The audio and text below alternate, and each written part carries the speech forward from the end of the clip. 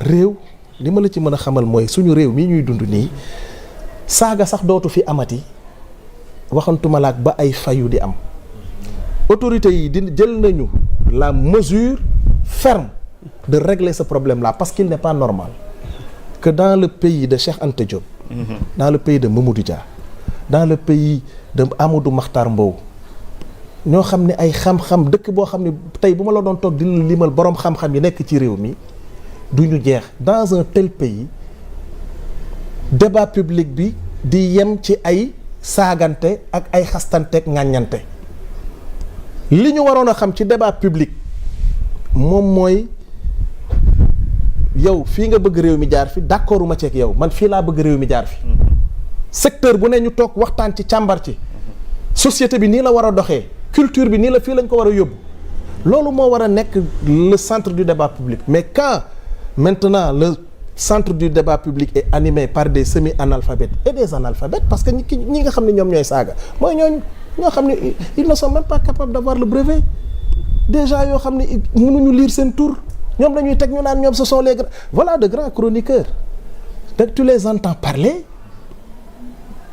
am na bëri na yoo xam ne ay réponses yu ma waroon a apporter ils les ont ñoom ñoo ko indi d'abord parce que c'est des gens qui sont au fait des choses waaye nag nekk fii di saaga ak naan way liberté d'expression loolu du liberté d'expression. L'opposition pose ce débat-là. La société civile.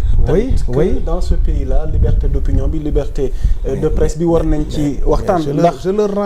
ndax yéen da ngeen bëgg a réduire tey opposition bi à leur plus simple expression ndax nit ñi amatuñ droit léegi wax seen xalaat parce que jàpp nañ ne li ëpp ci ñu teg loxo. yaa Moussa voilà donc. s'il y a un pouvoir qui accepte la critique. S'il y a un pouvoir qui accepte la critique c'est le pouvoir du président Bassirou Diomaye Diakhar Faye. Amul benn pouvoir bu gën a accepter critique que pouvoir bi est-ce que mës ngaa dégg ñu woo nit parce que nee na fii nu jëmale réew mi baaxul li ñu dut nangu kay mooy au lieu que nga yem ci loolu mais ngay saaga di saaga ak xaste loolu la ñu dul nangu mais amul benn critique boo xam ne ça a été à l'origine d'une arrestation mais bu fekkonte ni am nañu problème ak liberté d'expression dans ce pays là dina am ay médias yoo xam ni ñëpp xam nañ ne manifestement dañuy xeex te tëjuñu leen allez dans les pays où la liberté d'expression n'existe pas on emprisonne les journalistes fii combien de journalistes ont été emprisonnés dans ce pays là. Ils sont asphyxiés ngeen ñu tamit. au-delà de tëj. Non attendez ban nañ leen asphyxier laaj leen ngeen fay impôt. non pas côté. non da ngeen war a fay impôt non waxuma la sax da ngeen war a fay impôt. depuis combien am na yenn groupe de médias yoo xam ne lu ñu def yéen xam naa ni yeggul. accompagnement bi. non yooyu ñu ngi ci mais fond d'aide bi mi ngi ñëw. tu sais que fond d'aide bi déjà dañ koy yokk. non seulement day yokk mais ensuite dañ koy partager. dañ koy partager de façon démocratique. le temps presse aussi. Ça nag c'est pas la première mission d'un État. La première mission d'un État ce n'est pas de distribuer de l'aide à la presse. La première mission d'un État c'est l'une des missions importantes bien sûr parce que la démocratie est extrêmement importante presse bi dañ ko war a jàppale ci fànn bu ne mais li ma mënul nangu mooy média yoo xam ne yemuñu ci bañ a fay l'impôt mais dañuy détourner impôt man li ma mënul accepter mooy xam nga l'impôt sur la société sur les sociétés. C'est un impôt bu média war a fay n'est-ce pas mais c'est une obligation nag boo percevoir des taxes lu mel ni TVA ci ay marché wala nga percevoir ay impôts sur les salaires mais ba pare doo ko reverser loolu détournement la. loolu ku ko def dañ laa war a tëj ci kaso détournement de deniers publics mandat de dépôt automatique mais on a été trop indulgent voilà ces gens-là nag léegi ñoom ñoo ñuy reprocher ce sont ces gens-là qui nous reprochent maintenant de mettre en péril la liberté de la presse nañu waxante dëgg réew mi liberté du fi jeex te ñun du ñu def lu dul consolider liberté waaye lu ñu dootul nangooti mooy kuy ñëw ci plateau yi di jàpp gor yi di leen saaga di leen xas di leen teg foo xam ne vraiment waruñu leen fa teg. Birame Souleye toto ci de. Birame Souleye nee naa la. on n'aura même plus la possibilité de fayu fayu dootul amati parce que les hautes autorités vont prendre en charge ces questions. 2 semaines a ngi nii est-ce que dégg nga ko saaga dégguloo ko saaga ci 2 semaines yi ñu génn. antérieurement à cette date chaque week-end chaque vendredi am na télé yoo xam ne ils passaient leur temps à injurier saaga nang et cetera mais est-ce que déggati nga ko saaga parce que loolu moo fi jeex léegi. amut dootul mënul continuer mënul ne débat politique bi daal vraiment il faut que ñu assainir ko. nit ñi di wax ci lan la ñu xalaat lan nga xalaat ci formation professionnelle est-ce que Moustapha Sarré ni muy doxalee formation professionnelle. normal na wala normalul et cetera loolu moom mooy débat. allez-y waaw laataa ñu yegg ci point boobu waaw allez-y. pour rebondir ci collaboration Sénégal ak FMI. parce que waroon na am dotation bu ñu jot lu tollook 1027 milliards. te boobu ba tey jotuñu ci donc déggoon nañu fi justification wu dette cachée ainsi de suite. mais comme nit ñi amuñu ci information en tant que porte-parole du gouvernement bëggoon naa boo ci mënee apporter ay éclaircissement bi ma ci mën a indi mooy ñun attitude yenn institution yi yu lu nu jaaxal la. mooy FMI. ndaxte jàpp naa ni confiance moo waral lal diggante Sénégal ak les institutions financières. su fekkente ni ñoom gis am nañu partenaires yu mel ni ñun.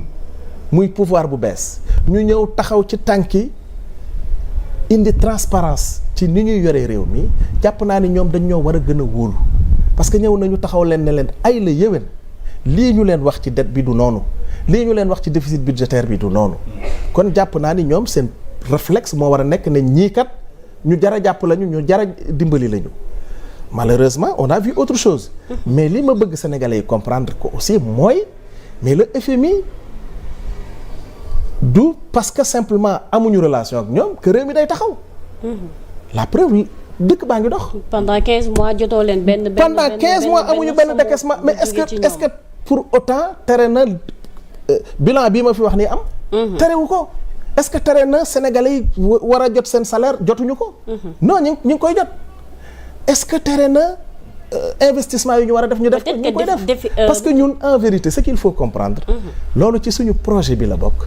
mooy déjà ñun dañoo jàpp ne li war a financer suñu économie dafa war a lalu ci ñetti sources. bi ci njëkk. moom mooy les ressources souveraines. bay sa wewu tànk. mu ngoog. mooy maanaam fiscalité. Taxe fiscalité d'une façon générale. ak ressources naturelles ak après les ressources naturelles. ressources naturelles yi. mooy ni ñuy gérer suñu ressources yi. yéen a ngi gis ne on est en train de renégocier. les différents contrats. beneen bi mooy peut-être politique monétaire bi nga xam ne ñun. mooy Arabie Saoudite ak Sénégal. récemment mais n'est-ce pas gis ngeen ni renégocier waat nañu contrat boobu alhamdulilah. trouvé nañu entente yëf yi yokkaat nañu bu baax ñoom li ñu war a li leen war. ci liggéey boobu ñu war a liggéey du foofu rek boo demee ci fu mel ni ASER wala yu demee noonu gis ngeen renégociation wu yenn contrat yi ak yeneen ak enseignement supérieur fépp foo dem nit ñaa ngi renégocier même formation professionnelle on renégocie également des contrats yi nga xam ne fii lañ leen fekkoon. ba pare di ko xoolaat donc loolu moom mooy les sources yi nga xam ne moom moo war a financer ci nag la endettement di soog a ñëw. soo paree loolu nag. boo tax loolu ak politique monétaire mooy bu fekkente ni yow yaa am souveraineté monétaire.